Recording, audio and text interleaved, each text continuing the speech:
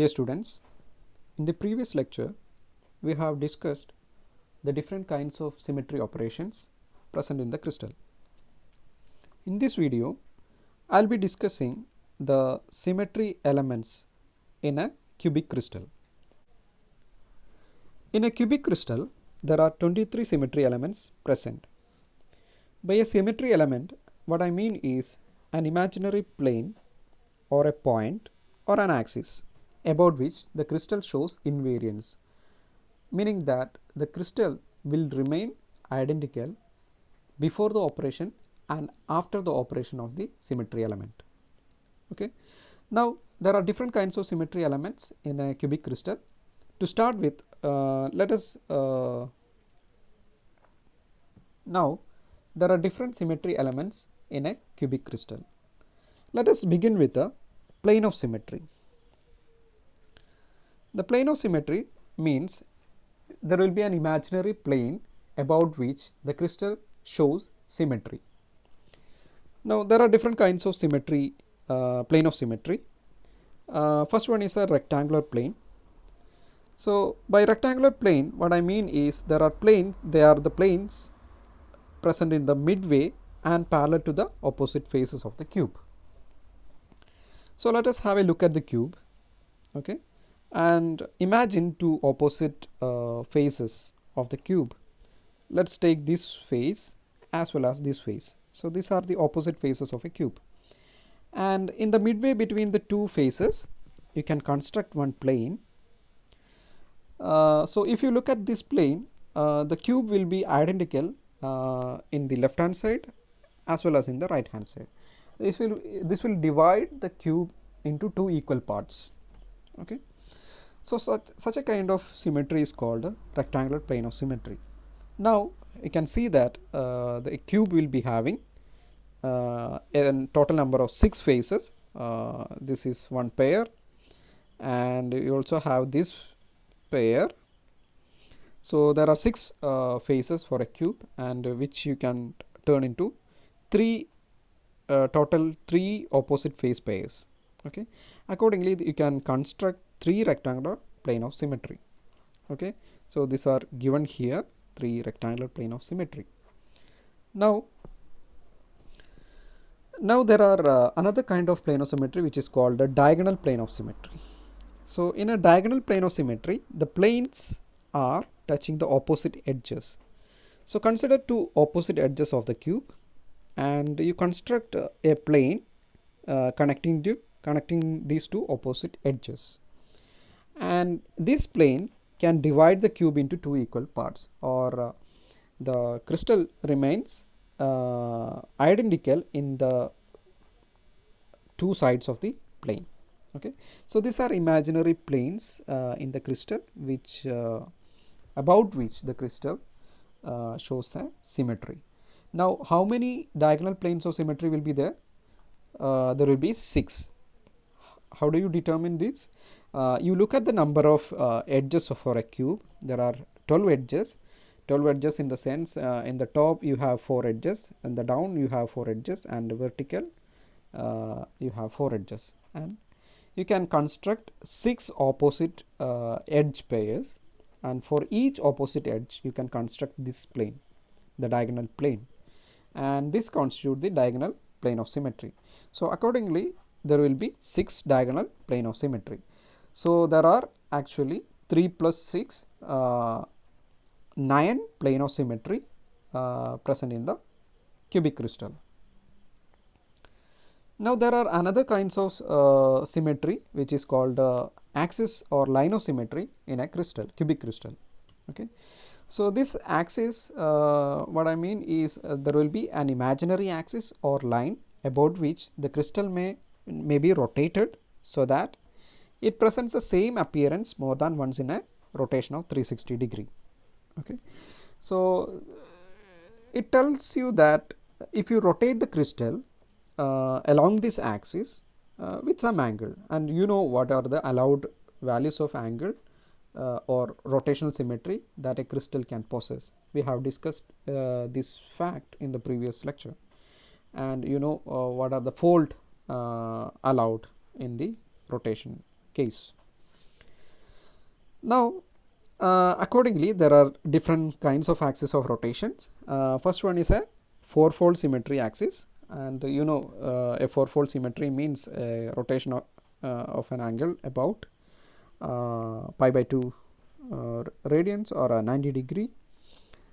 It is also called a triad axis, and so in this case we have to define the axis. So the triad axis means an axis which is passing through the center of opposite faces. So you take the opposite faces, take this face and the face at the back side, and you construct an imaginary line which is passing through the center of opposite faces. And if you rotate the crystal or cubic crystal either in the clockwise direction or in the anti-clockwise direction through an angle pi by 2, the crystal will remain identical before the operation and after the operation. And in a complete rotation of 360 degree, the crystal will remain identical 4 times. So this is why we call it as a fourfold symmetry or a C4 symmetry. Okay. Now how many tetrad axes will be there? So we have to construct an axis passing through the opposite faces, and there are 6 faces for a cube, and there will be 3 opposite face pairs. So there will be 3 tetrad axis for a cubic crystal. Okay, so one is this one and one is this one, another last one is this one. So there are 3 tetrad axis of symmetry. Now moving forward, there will be another axis of rotational symmetry which is called a threefold symmetry or C3 rotational symmetry, which is called triad axis. So this is the rotation of a crystal about an axis through an angle 120 degree, okay, or 2 pi by 3. Now this axis is defined by it's an axis or imaginary line passing through the 2 opposite corners of along with the body diagonal. Okay, so you consider 2 opposite corners which passes through the diagonal of the crystal, and imagine a line which is passing through these 2 points and along the body diagonal. Okay, so if you rotate the crystal through an angle 120 degree about this axis, either in the clockwise or in the anti-clockwise direction, so the crystal will remain identical. So the easiest thing you can do is take a Rubik's cube and hold in the opposite corners of the cube and rotate through an angle 120 degree, and you can see that the crystal will remain invariant after the before and after the operation. Okay, so now how many triad axes will be there? There are 8 corners for a cube, and there will be 4 opposite corners. Accordingly, there will be 4 triad axes of rotational symmetry. Okay, now moving forward, there will be another rotation axis of twofold symmetry rotation. Okay, which is called a dyad axis. Okay, so this is rotation about an angle 180 degree. Okay, so this axis can be defined as this an imaginary line which is passing through the 2 diagonally opposite edges, not faces, opposite edges. Okay, you consider 2 edges and consider an imaginary line which is passing through the center of the 2 opposite edges. Okay, so now you rotate through an angle 180 degree, and the crystal will remain the same after the operation. Okay, now there are 12 edges for a cube, so the total number of opposite edges will be 6, and hence there will be 6 dyad axes of symmetry for a cubic crystal. Now altogether there are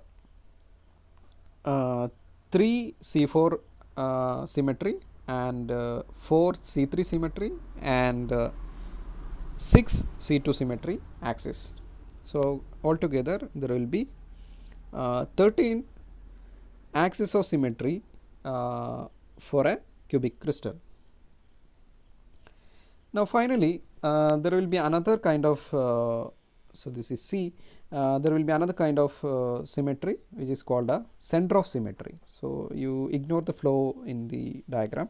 So this will be a perfect cube, and the center of symmetry or center of inversion is called a point in the body center of the cube about which you can invert the lattice point, and you still see the same